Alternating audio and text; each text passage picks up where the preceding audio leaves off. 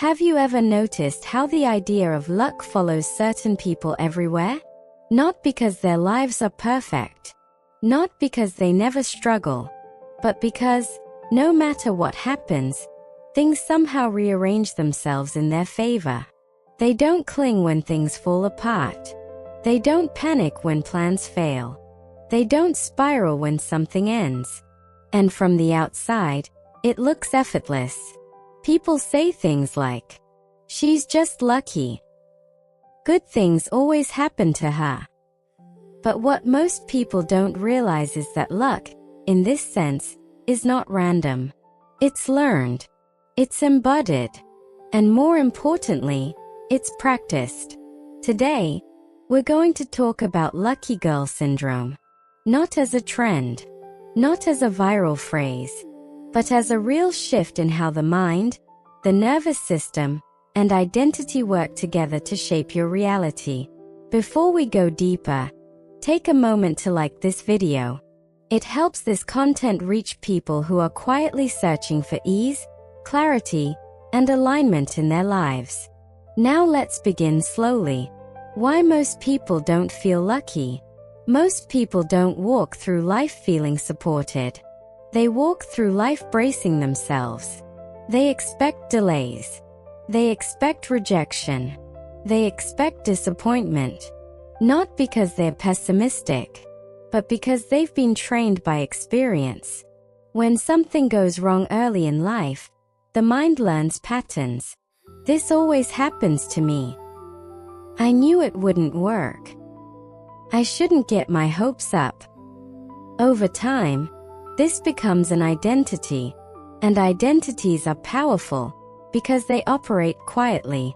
You don't wake up and think, "I'm unlucky." You just expect less without realizing it. Lucky girl syndrome challenges that identity at its root. And what lucky girl syndrome actually is. Lucky girl syndrome is not blind optimism. It's not repeating affirmations while feeling anxious inside. It's a default assumption, a baseline belief that says, things tend to work out for me. Not instantly, not perfectly, but ultimately. This belief changes how you interpret events. A delay becomes redirection. A rejection becomes protection. An ending becomes space. And that interpretation changes your emotional response. Your emotional response changes your behavior. Your behavior changes outcomes. This is where psychology and spirituality meet. The nervous system connection. Here's something that rarely gets talked about. Your nervous system decides how lucky you feel. When your body is constantly tense, alert, and waiting for something to go wrong, you miss opportunities, not because they're not there, but because your system is focused on survival. Lucky girl syndrome gently teaches your system something new. You are safe to expect good things. Safety creates openness. Openness creates clarity. Clarity leads to aligned action. This is why relaxed people often seem luckier. They're not blocking life with fear. Think about how many times something didn't work out, and later you realized it saved you. A relationship that ended before it could hurt you more. A job you didn't get that would have drained you. A delay that prevented a bigger problem. Lucky girl syndrome trains the mind to trust timing, even when the full picture isn't visible yet. Instead of asking, "Why is this happening to me?" you begin asking, "What might this be protecting me from?" That single question changes everything. If this way of thinking feels grounding or familiar, make sure to subscribe to Magni Thoughts. This space is for people who want depth, not surface-level motivation. And let me ask you something.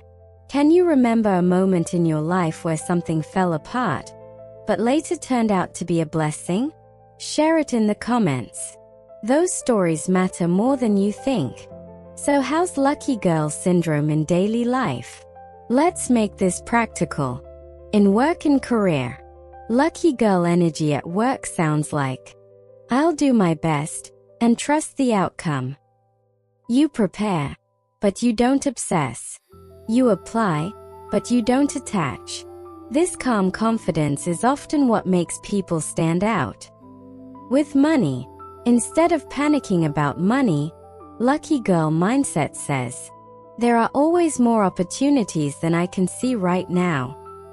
This reduces impulsive decisions and scarcity thinking. In relationships, Lucky Girl syndrome removes desperation. If it's aligned, it will flow. If it doesn't flow, it's not meant to stay. This creates healthier dynamics and stronger boundaries. Take a moment and ask yourself, when something goes wrong, what do I assume it means about me?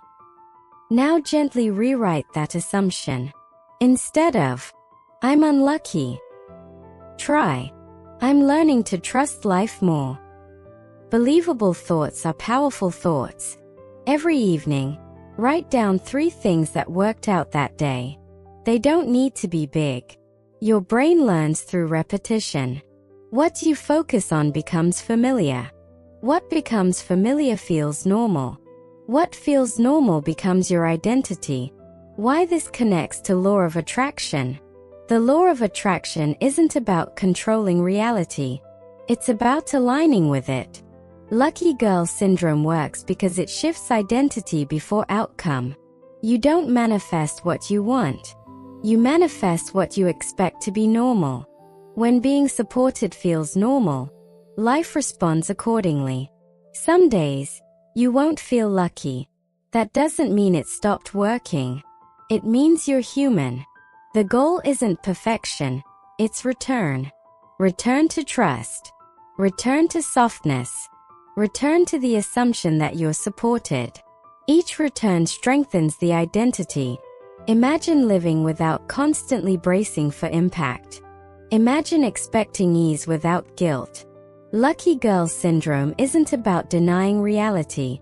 It's about choosing a kinder relationship with it.